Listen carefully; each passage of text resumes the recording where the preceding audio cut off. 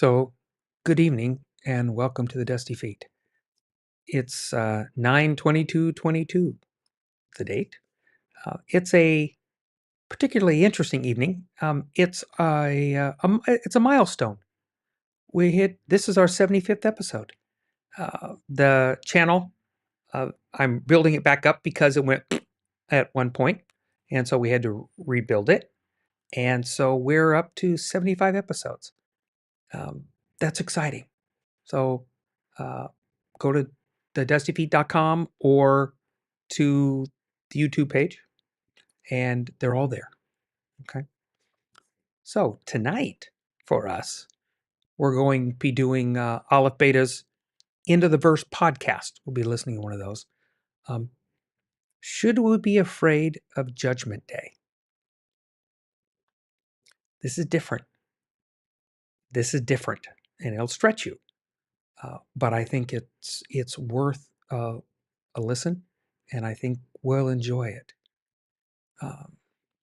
Don't forget, in the description below are the links to all of the audio, video, and source documents that we use here on the Dusty Feet. We want to make sure that any material we use here is properly credited to those folks who work so hard to bring it to us. Without their efforts, the learning we do here does not happen. So please be sure to click to subscribe, hit that bell icon if you want a reminder.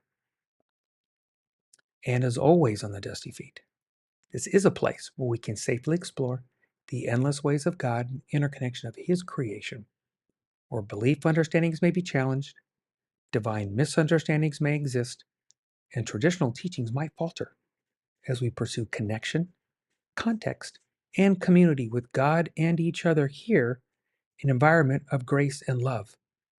So here we go with some more Aleph Beta Into the Verse on the Dusty Feet.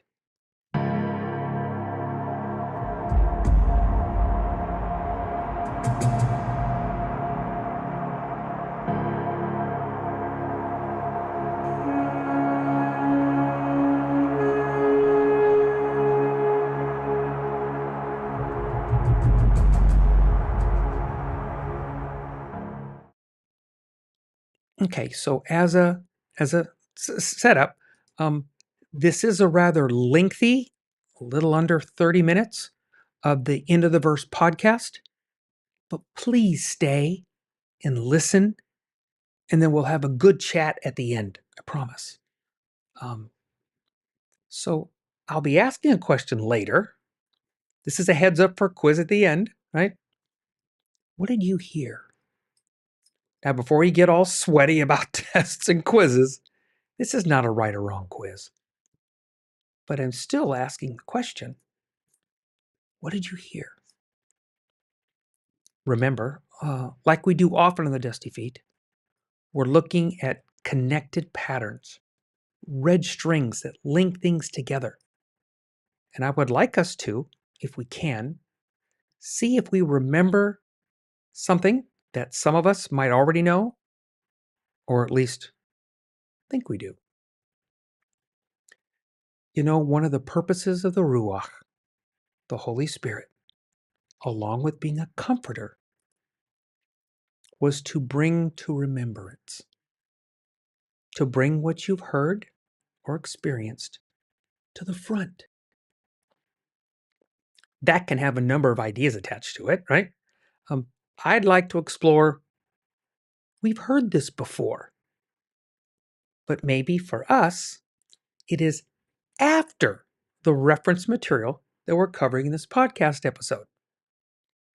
So listen and see if you hear any connections that might possibly connect us forward. Words, terms, thoughts, ideas, and then we'll talk about it at the end. So enjoy this podcast from the folks at Aleph Beta Into the Verse.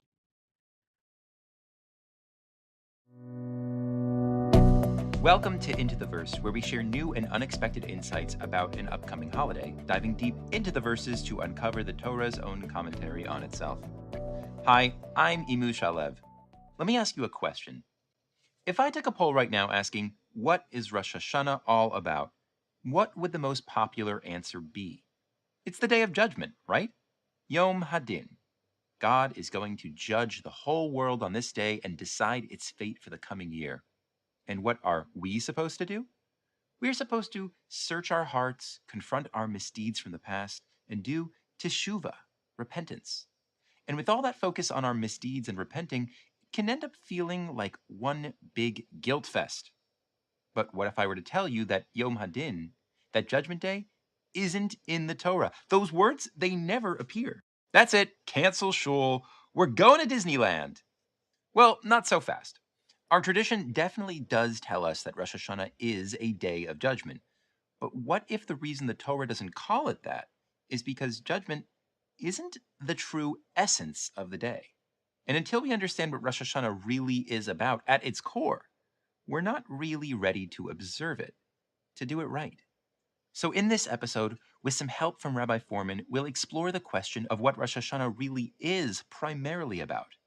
And we're going to get some really important clues from the prayers that we say on this day. When we're done, we'll see how we might be able to stand before God and stand before ourselves, not feeling the gloom of guilt, but truly celebrating and even looking forward to this holiday. One editorial note before we dive in is that Rabbi Fohrman and I will be co-presenting this material. So instead of just hearing me at the beginning and end of the podcast, you're going to have the pleasure of hearing me take turns with Rabbi Fohrman, sharing some of these ideas together. Okay, without further ado, let's get started. Normally on Into the Verse, the first place we'd go when investigating something is into the verses of the Torah. But as we mentioned, Judgment Day isn't in the Torah. So where is it? It's actually in the Mishnah, the oral law recorded by our sages. Let's take a look at what the rabbis of the Mishnah themselves say about this day and see if we can pick up any clues. Here's how the Mishnah describes the judgment that takes place on this day. On Rosh Hashanah, Kol ba'ei ha'olam ovrim lefanav kivnei maron. All the inhabitants of earth pass before God like a flock of sheep, shene'emar, as it says in Psalm 31, Hayotzer yachad libam hamevin al kol ma'aseim. God, the one who forms all of their hearts, who understands all of their actions. The sages say God looks at us super closely, at our hearts, at our deeds, like a shepherd counting his sheep.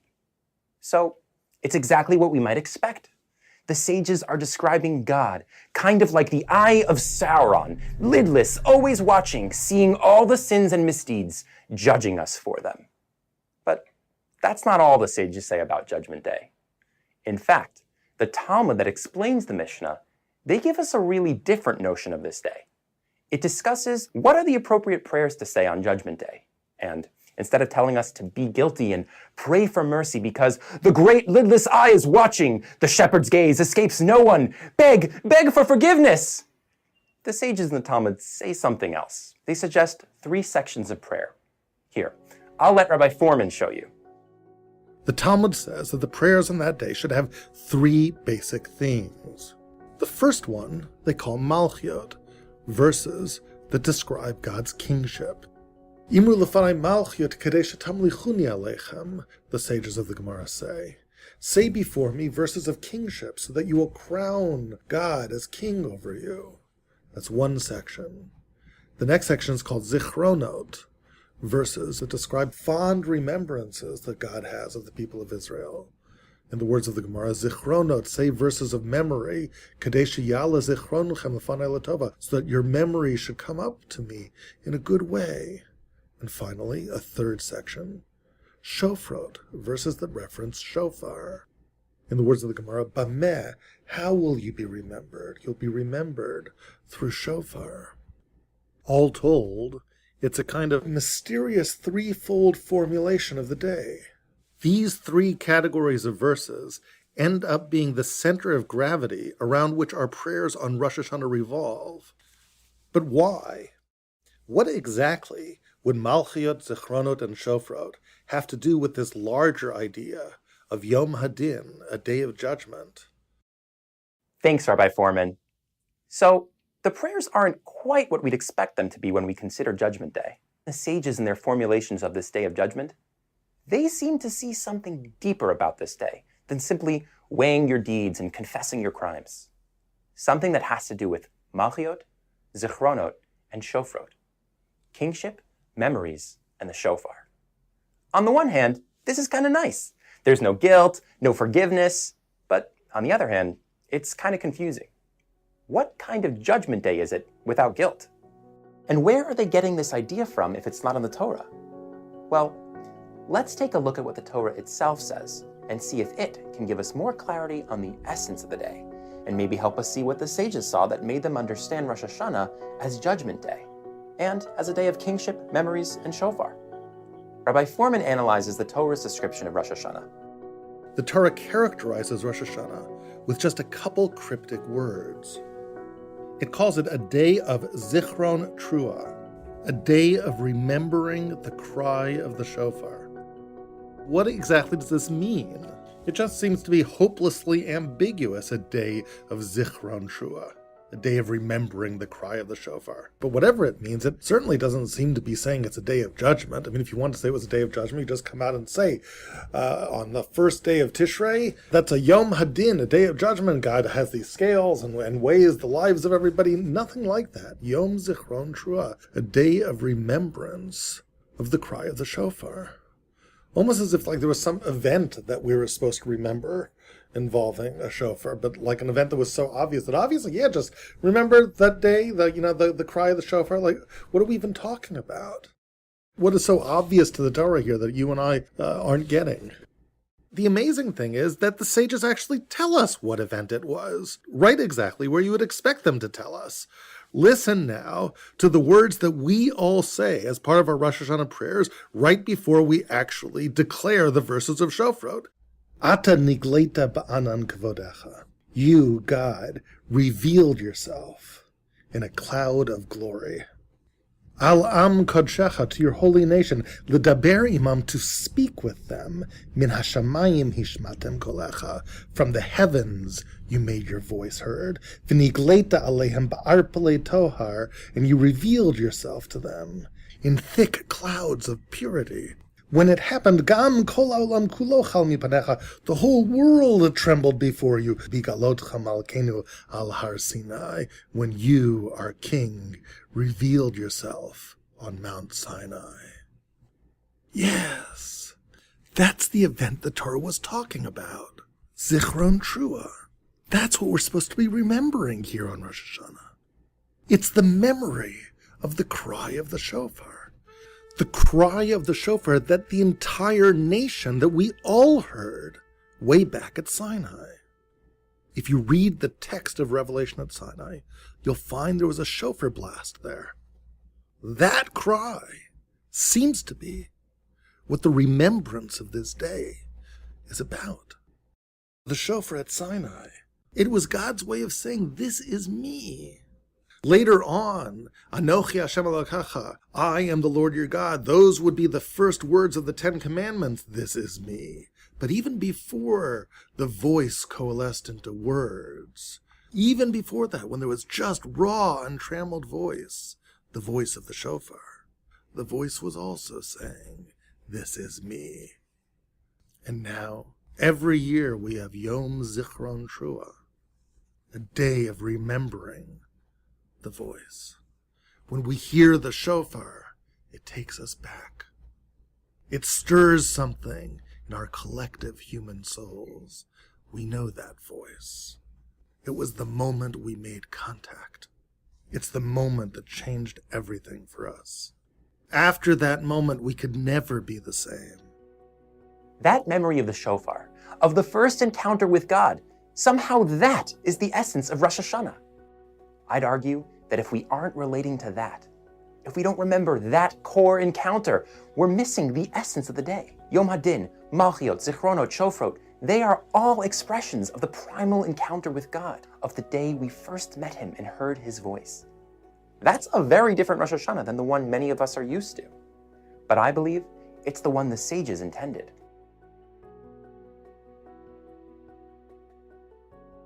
I want to suggest that the sages knew that the essence of this day is Zichron Trua, a day where we remember that close encounter with God. But the sages see expressions of that essence as a day of judgment, as a day that is worthy of declaring God's kingship, a day of memories, and shofar. Let me show you what I mean. Put yourself in the shoes of the nation at the moments leading up to Sinai. Imagine hearing God's voice as a shofar, getting louder and louder. You're trembling, hearing and feeling, even seeing. The Torah describes total sensory overload, so they were seeing voice and not only hearing it. You encounter God. What would that event have meant to you? How would you have processed it rationally and emotionally?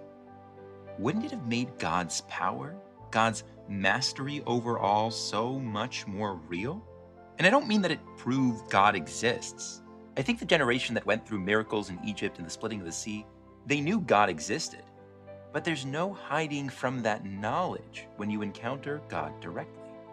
At that moment, as we stood in front of God, we knew God is our King. God is our Master. God is our leader. This is how Malchios, at least, is just one expression of the Sinai event. Here, take a look at what Rabbi Fohrman says about this. The Sinai event, the Revelation event, what was that really about? One way of thinking about it is that day was the day that we recognized God as King. It was, in a word, Coronation Day. The Torah itself seems to call it that. God proposes to Israel this grand bargain at Sinai. Atem tiyu mamlechet kohanim. You're going to be a kingdom of priests. No such thing as a kingdom without a king. To accept God as king is really to accept him as leader. It is to express a willingness to follow him, to let him lead you. And that, of course, was a facet of the Sinai experience. We heard God's voice. We understood who he was. We understood who we were. He's the creator. We're the creature. In recognizing that, we understood that by rights he should be the ultimate lawgiver. We accepted the Torah. These laws were the directives of the Master of the universe, and our acceptance of those directives indicated our willingness to allow him to lead us. Every year when we remember that day, when we remember that voice on Rosh Hashanah, we crown God anew. So that's why the sages declare that this day of remembering Sinai, it's a day to declare God's kingship. We're just reenacting what that moment meant to us. So now we've explored Malchiot. What about Zichronot, Shofrot, and Judgment Day? How are they expressions of the essence of Rosh Hashanah, of that divine encounter with God? We suggested that Malchiot, declaring God's kingship, is just an expression of the idea that we are remembering Sinai. When we hear God's voice, we know he is our king. Could it be that Zichronot, Shofrot, and Yom Hadin are also a reaction to hearing God's voice? Let's start with Zichronot, memory, and see how Rabbi Fohrman explains this. What role does memory play in Rosh Hashanah? Does that, too, take us back to the Sinai experience somehow? Go back to Sinai. Really consider that experience. As wonderful as accepting the Torah is, as wonderful as accepting God's kingship is, that event can also provoke a crisis. You see, you and me, the average everyday Joe or Jane who doesn't experience revelation, we live what we might call normal lives. I was born in San Francisco in 1965, and then I moved to New York when I was a teenager, and, I can tell you the whole story of my life, what I'm trying to achieve, what I'm trying to do. I have my story. But imagine what happens if Joe or Jane experiences revelation at Sinai. The being who originated the universe is right here, and you are standing around the mountain. It changes everything. Who am I anymore? I am so small in the face of the Master's immensity. I am so overwhelmed that I am in danger of losing my entire sense of self. My little story. It matters anymore that I moved to New York when I was 13 and a half. Okay, so that is the crisis. But if Malchiot provokes that crisis, it also contains the seeds of an answer to it. And those seeds are known as a zichronot, the notion of God's memories. Let me explain by taking you into an exploration of the idea of memory. What does memory do? What exactly is its function? So you might say, well, that's obvious. Memory helps you remember, right? But memory does far more than that. It's actually the way we understand ourselves. We understand who we are. Identity itself is wrapped up in the idea of memory. And the reason is that memory is really about storytelling.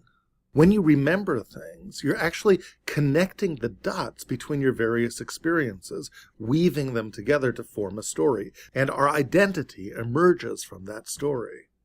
So if you think about it, that means that some points in my life are going to be more important to the story than others.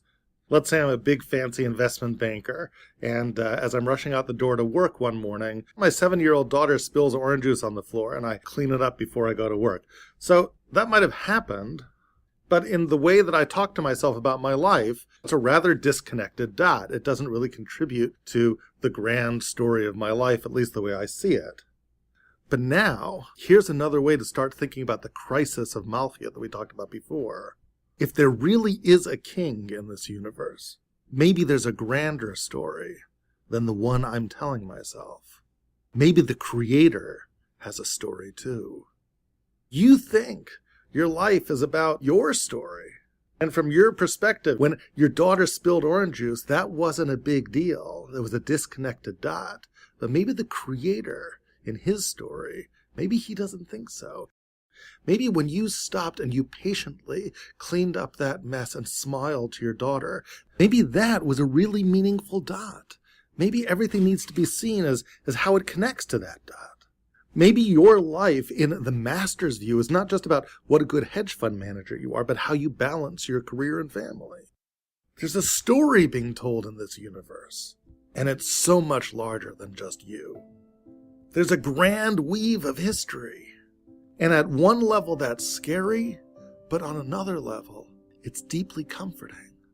And if you can be part of that weave in a meaningful way, if you in your whole life can be a dot that connects in some visceral, significant, redemptive way in the world, how can there be more meaning in life than that? You know, we speak about Rosh Hashanah as the beginning of the Yamim Noraim, the days of awe. What is awe? We feel awe sometimes when we're in the presence of something like the Grand Canyon, or when you sit on a grassy knoll looking up at the stars at night. But ask yourself, why do you feel awe? Is it just because you feel like you are small and this is big? I don't think so. So you'd say, okay, fine, so I'm small, that's big. The reason why you feel awe when you have those experiences is because you begin to get a sense that there might just be a larger story here. And if there is, I have to figure out how I fit. I want to be a part of that larger story. Sure, if you want, you don't have to. You can continue telling your own story. But at what price?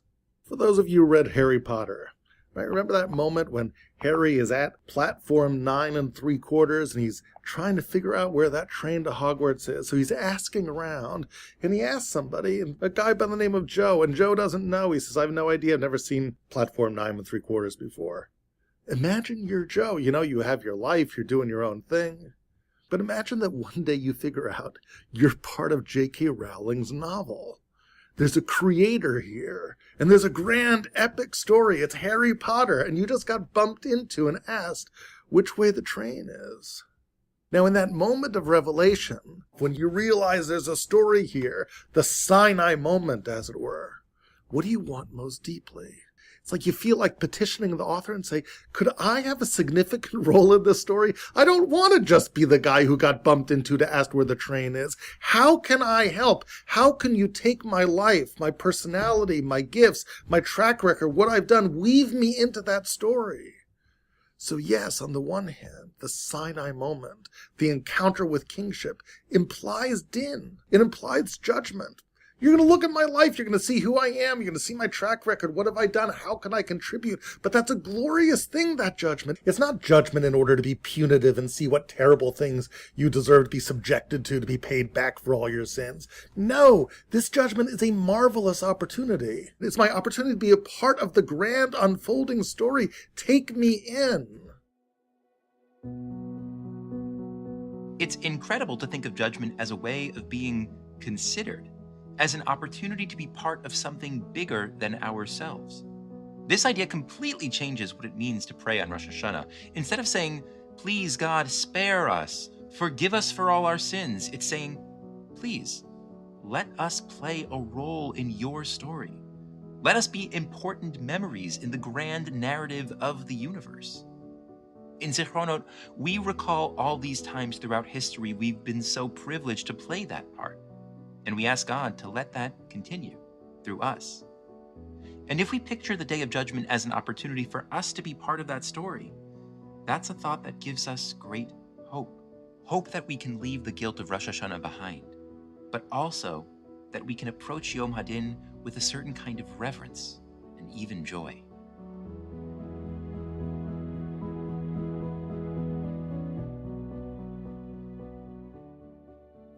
Over and over, we've asked where the sages got the idea of Yom Hadin from and how it relates to Sinai. And now, I think the answer is finally clear. Rosh Hashanah is all about closeness with God. Zichron Trua, the memory of Sinai, is really about waking up to the fact that God is our master, our king. And so we spend time on Rosh Hashanah recognizing God's mastery. But the memory of that encounter also fills us with awe and creates a crisis. God is the memory keeper for all humanity. He is the great storyteller in the sky. How do I fit into that story? That is Yom Hadin. It's like after a year of work at your company, filing documents, landing clients, pursuing marketing campaigns, whatever it is you do at your business, you take a day out each year to look at the corporate mission statement. How does what I do align? Let's see. It says here we're pushing growth, profit. Did I make money this year? Great. Check. Let me keep reading. Pursue growth while maintaining a healthy work-life balance. How'd I do there? Well, I missed all of my kids' soccer games. I haven't been connected to my wife lately. I need to change something. Yom Hadin isn't the court case of God versus Rivki Stern. Haul in the scales of sins versus merits. It's, who am I? What does God want of me? What is God's story and what's my story? Do they align? Is there guilt involved? Yeah, sure. But it's not a mitzvah to fill up with self-loathing. And the more you hate yourself, the better Rosh Hashanah you have. If you do that, you're missing the point. It's about the encounter with God. It's about closeness. It's about a relationship. Life is complicated. We have families. We have work. We pursue leisure. Sometimes we forget that God wants us to live that life with Him, not around Him. How are our businesses a part of God's story? How are our families a part of God's story? The simple things that we enjoy, how can we enjoy them together with God as part of our relationship with Him? That's Yom Hadin. That's a day of Zichron Trua. Take a look at that Mishnah again, the one that is the source for Yom Hadin. On Rosh Hashanah, all the inhabitants of the earth pass before God like a flock of sheep. Do you see the difference now? God's judgment isn't the great lidless eye of Sauron waiting for you to fail. It's the loving shepherd who honestly has a lot of sheep, but is taking the time to tend to each one of us individually and making us feel special, making our stories matter. And remember the rabbis gave us a verse to support this conception of din? It was a verse from Psalms. Shene'emar, Hayotzer yachad libam, hamevine el kol ma'asehem. God, the one who forms all of their hearts, who understands all of their actions. When a person judges you, they don't know your full story. They don't know your desires, your passions, your struggles in life. What led you to the moment of failure? They judge you on an objective scale. That, frankly, isn't fair. But the Creator, He formed our hearts. He understands the true nature of all of our deeds. He judges us subjectively. And that's a good thing. That is the judgment of Avinu Malkeinu, the merciful and loving Father and the all-knowing leader. The sages tell us how to pray on Rosh Hashanah, through Malchios, Zichronos, and Shofros. Let's revisit those prayers one more time. Malchios, say before me verses of kingship so that you'll crown God as king over you. Zichronot, say verses of memory. Remind me of your national story. Remind me of your merits. Kedei sheya'aleh zichronchem lefanai letovah. So that your memory should come up to me in a good way. So that God will incorporate us into his story. The Talmud continues, Bameh? How will we get God to remember us? Through the shofar. The shofar has a double meaning for us on this day. On the one hand, we use it to remember God's voice. But the sages have us pick up the shofar not just to remember God, but to have him remember us. God chose to communicate with us wordlessly at first, so we could just hear his voice and know him. We do the same. We blow our shofar back to God. It's our wordless prayer, a desire to fuse our kol with his kol, to join our voices with his voice, to join our story with his story. Rosh Hashanah is a day of celebration because it celebrates our relationship with God. It celebrates that he cares about us enough to hear our voice and to make it his voice, to hear our desires, our hopes, our prayers, and to weave them into his story. I don't know about you, but I think that's remarkable. It's awe-inspiring.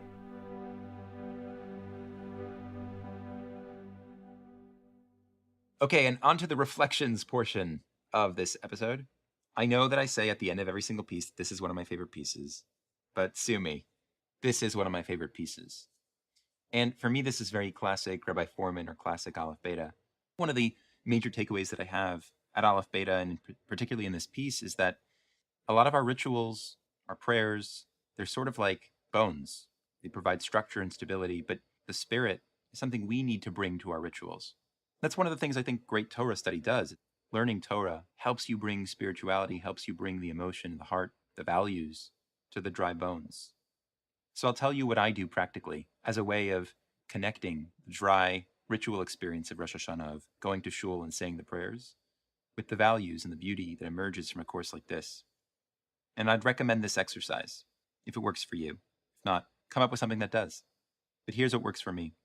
What I like to do before Rosh Hashanah is reflect on some of the ideas we've been speaking about and actually write some of those reflections down.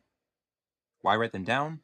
Because it can be hard to stay focused on these thoughts or even find time for them. And it's almost a way to force myself to think about these ideas. And also writing stuff down gives me something I can come back to later. So one question I like to reflect on through my writing is, what is your story? Can you tell your own story to yourself? When I reflect on my story, I might try to encapsulate the story of this past year, get it all down in a short paragraph. And I consider my role, actually my roles in that story. This past year, who have I been as a parent, a spouse, a son to my own parents? What about my role in the workplace and my role in the community or with my friends? Another part of my story is what events stood out this year? What are the achievements or the failures that have stayed with me? It's a really good way to reflect on the significance. And when I'm done writing the short version of my story this year, I turn to God's story for the world. And this part's hard, but I try to write a paragraph about this too. How does my story align with my perception of God's story? What am I proud of? What am I ashamed of? Just sitting with those two paragraphs is a very powerful experience. There are opportunities to forgive yourself, opportunities to try and do better, but even more subtle than that, you can't help but begin to see yourself moving toward that larger, grand view. Because all of us, I think, want to be part of the larger story of things, of God's larger story. Anyways, I'd consider bringing what you wrote to shul on Rosh Hashanah and reflecting on it often throughout the prayer service. And when we sound the shofar, focus on how you might match your voice with God's voice. What will you pray for this year? Thank you so much for joining Rabbi Fohrman and me on this journey to explore the essence of Rosh Hashanah. From all of us at AlephBeta, have a Shana Tova. May we all be inscribed in God's book, in God's story, for a good new year.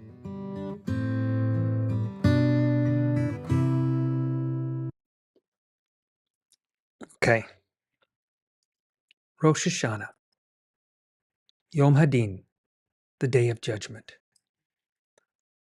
So I guess one of the first and possibly more obvious connections is the thought of the Day of Judgment. That day at the end, the great white throne. So the thought of how you view the Day of Judgment might have a different context. In this context, we're viewing the time marked by the observance of Rosh Hashanah, Yom Hadin. And this could be a reflection still of things to come, as the feasts, the Moedim, these appointed times, are reflecting those pre-Yeshua, Yeshua's time, post-Yeshua. So maybe a thought of how we view it now might be worth this discussion. Kingship, memory, shofar. 3 interesting use of terms. These 3 words truly have red string ties to Yeshua, strings connecting these 3 ideas. Kingship. I might suggest the painfully obvious kingdom kingship, as Rabbi Fohrman said. They're inseparable. One cannot relate to one without the other. God's kingship is rather prevalent throughout the Tanakh, and with Yeshua's life of obedience, fulfilling the prophets, honoring the Father's will unto death, God grants him the kingship, as in God gives him, Messiah, the job. Kingship. This is all that they know, rulers, pharaohs, kings. So it's really not a stretch for them to connect here. I'm actually inclined to the thought that it's really harder for us to connect with this. We have only known democracy, where everyone's voice or vote has a say in the matter. This is fundamentally opposite. What the king says goes. I'm also inclined towards the thought that this is one of the biggest stumbling blocks to any kind of following any laws or instructions. We want to separate ourselves from that part. We want the rest of us to decide what we want. It sounds so very democratic. So culture, doesn't it? Kingship. Are we willing to be of the mindset that if we were on the slopes of the mountain, that we would be inclined to say, yes, we will. But I'm not so sure. Now, don't forget that even Yeshua called this the kingdom of God. It is his kingdom that will be. Jesus is the king over that kingdom. The authority granted from the Father. So let's keep that in perspective. And Yeshua's visit, just like Mount Sinai event. This is a bridegroom covenant, kingship event, declaring a kingdom. God has been in charge of his kingdom. He, on earth, has given us a peek with kings like David, the one the prophets reference, right? So is it a wonder that we heard last week the blind men say, Son of David? That time of David was arguably the best time in the history of the Jewish people. Not perfect by any way, but one of the best to reflect on. And that man, David, called to be king, was also called by God a man after my own heart. Kingship. Memory. Go back to the intersection. This is the meeting at the mountain. Moses already had a direct interaction with God. He's at the burning bush. The children of Israel, up until the mountain, they've only seen the actions of this God. Plagues, sea of reeds, water, manna. But the mountain experience is something entirely different. This is an interactive encounter where God is interacting with them. This is an event to remember. Memory. This is their story. This defines who they are. And I might suggest, by extension, our identity too. Life is a life lived. Mine will most likely not be remembered like this kind of event anyway. And yet, to be part of a larger story, to belong to something greater than ourselves, the lineage of whom we are connected to, that the God that is interacting with these people, this God, I am a part of that lineage, that continuing story. If it were not for the children of Israel being a light to us, ensuring that the stories that were lived out and passed down, that those were perpetuated for hundreds of centuries, so that we can see our lineage, our connection to this God. Memory. And if I don't know where I come from, that memory holds less importance. We might even question our significance. Why would I matter? But to be connected, to be part of more, then I matter. I'm part of that continuance. I am part of ensuring that the remembrance plays on. It is with reverence and awe that I look at Judgment Day, where God looks back and remembers us. We are to be considered. And I am part of that bigger story. And what was my part?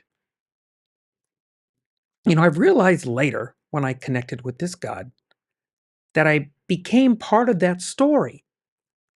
Now I'm more aware of my significance in that part. So, memory. How many times in Jesus' teachings are we remembering something, recalling the instructions of his Father, the words of the prophets, the actions of those who lived before? And of course, once again, the obvious connection of the Holy Spirit, the Ruach, who, as part of his purpose, is to bring to remembrance. Memory. Shofar, the voice of God. To not forget the voice of God. He did speak at one time to these children of Israel. They heard the voice. The shofar is but a remembrance of that voice. And when it can be used, the sound of the shofar, it can be used to proclaim the presence and the power of God. Questions? See the story of Jericho for some ideas. Okay? Shofar. To remember the voice of God by echoing it back. To play his sound back to him. That's the double part of the shofar. It's not only our remembering of his voice, his encounter, but to sound out to God. I am here. I am a part. Remember me. To have him remember us. It's interesting in today's world, there's so many different voices going on around us, so many noises, so much noisier back then than back then. Yet, this is still a special sound, the shofar. I actually have two personal stories of the shofar that have impacted me. So, the first, I'm at Promise Keepers event, Stand in the Gap, October 1997, Washington, D.C. I still have a t-shirt from it. 25 years ago. That's a quarter century. There were over 1 million men there. It really was my first honest grasp of what 1 million people were. Literally farther than I could see. So, for context, I'm a Baptist raised, relatively conservative background believer at that time. All I know is what I've been taught. While at the event, they, of course, open with a prayer. Then, as I'm seeing it on a Jumbotron not too far from me, yet I can still see the main stage, but it's quite a ways away, I see men. In what I now know, I didn't understand then, was covered in their tallits, the Jewish prayer shawls. They were beautiful. Then a few of them, they bring out these curved horns. What I now understand were shofars. I really, to this day, have no idea who they were, Jewish or Messianic. But when they played a sound, one that I had not heard before, not of my recollection anyways, the sound of the shofar, this brought chills to my spine, goosebumps to my flesh, a swell in my heart. This sound resonated and echoed up and down the mall, that huge area in DC. Yes, the microphones picked up and repeated it down every connecting area where these men were packed. Yet looking back, I'm not sure it was needed. The sound was loud and clear and unique to any other sound I had heard. In that moment, I knew that sound belonged to God. I had no idea until 20 years later what that sound was and the significance, the story behind it. It was the remembrance of the voice of God.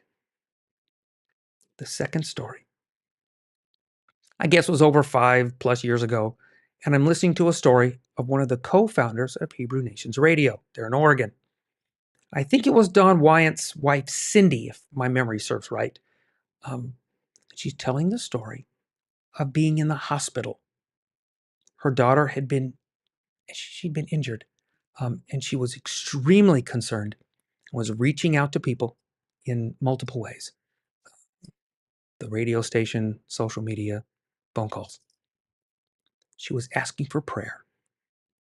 She was feeling very alone and scared at that moment. She knew people were praying, but she still felt isolated. I really don't remember who it was that said it, but blowing the shofar at a certain time, like 3 p.m., was kind of a rallying point, a cry. So she is sitting in the room, and I guess it's one of those older hospitals because you could open the window. She's near the window, and she thinks she hears something. So she opens it a little further and really listens. Sure enough, she could hear the cry of the shofar. It was faint but unmistakable, and the echoes let her know there was more than one. So in her moment of isolation, when she felt alone and unconnected, that voice was lifted up and shouted out, "God, we're here. Remember us." So listening to this podcast really made me pause and think, to reflect on that day, Judgment Day, kingship, memory, the voice of God. Is it a day to be feared? Or in that ultimate day, we, like every year on Rosh Hashanah, have a remembrance glimpse? Do our lives really matter now? I believe they do. And then every year, this might be a good time to remember why we matter and what that life has been. So if you're choosing to honor or remember the feasts that the children of Israel were the part of or are a part of, this might be a good day to reflect on that ultimate day. Declaring the kingdom sounds like a Jesus line, doesn't it? That time to be remembered is. In a way, Yeshua is king, but still not fully realized for a time yet, right? We haven't experienced that. Yet I can, in this day of remembrance, continue that thought as we all anticipate it. The folks Jesus' time, they saw miraculous signs and wonders. Maybe not on the grand scale of the plagues, the Sea of Reeds, Mount Sinai, but these were extremely impactful and wondrous to them on a much more intimate and personal scale. To see the power, the hand of God being used right in front of them. Seeing the Son of David, the words of the prophets come to life. They're rubbing their eyes, not sure if it's real. They're being told so many things. And the leadership of the day, they're not agreeing for the most part. But they were actually there in the moment, seeing Yeshua, the Son of David, the Son of God.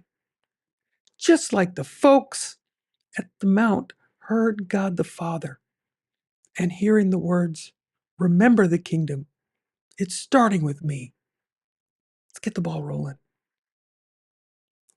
Kingdom, remember, voice. So we loop back to last week now.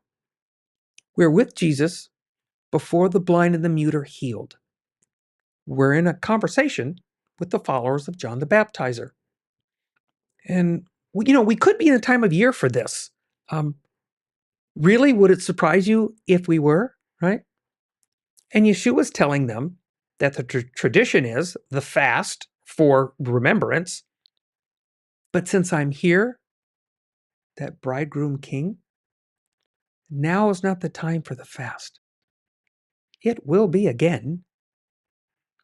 But maybe it's better to remember and listen to the voice at hand. I'm not here to change your mind about this. That is something you need to do on your own with much study, hopefully supplied with plenty of coffee and donuts. But I am here to maybe help us look at things and possibly see them in a light, one that maybe we've not seen or even tried to see. Is it uncomfortable? Well, you bet it is, especially with our challenging pasts and such, right? Do you know what's funny? Have we ever considered that they had a similar challenging past of teachings and understandings for them? Remember that Yeshua, Jesus, is slowly teaching them facets of himself, the authority of which he is claiming is from the Father, as declared by the prophets. It was actually one of those very important points that needed to be accomplished, fulfilled, right? Was to make sure that those looking would see that he was the one whom the prophets talked about. Kingdom, remember, shofar. And it was important that Jesus made sure that they saw that. Layman and Pharisee. In the beginning, they said, I love the thought of the essence of the day, especially from a different perspective, as in, what is my part in it? What is my part in remembering Judgment Day? I am not to be focused on what God is doing to others, see that they get what they get, but to see where I need to realign myself with God. And in that, restoring relationships that might have been broken in the process. The choice to respond to the voice of God, the still small whisper or the boldness of the shofar blast. We each have had some encounter. You probably wouldn't be here. But remember that day, that intersection with the Creator, your intersection. As we each acknowledge that, the kingship of God's Son, the Messiah, the memory of our lineage, the sound of the voice in the encounter, may we continue to respond to God the best way we know how. Okay, so I asked in the beginning, what did you hear in the podcast? I hope you heard things that I didn't hear, because there's so many, and there were so many, and I hope that they related and connected with you. But what did you hear? What might God have said to you? For me, one of the points that I will need to ponder for a while that I really liked, and I connected with it, maybe because it was an upside down thought. That judgment is not about being punished, but being considered.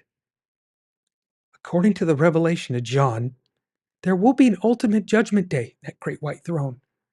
And there will be those cast away, not considered, not in the book, God's face turned away. But for us, it hit me. I will be judged, but with God's face towards me. I will be considered by God. My name in the book. I will be significant to Him. And that is more than I could ever ask for. I know it was a long podcast, and thanks for being with us. But here's a point to ponder to wrap up the day. Toby Mack comes up with these things, and he got this from another guy. Luke Lazon. It's hard to throw stones when you're busy washing feet. Keep loving people like Christ. Toby Max, #SpeakLife. Thanks for being with us tonight on The Dusty Feet.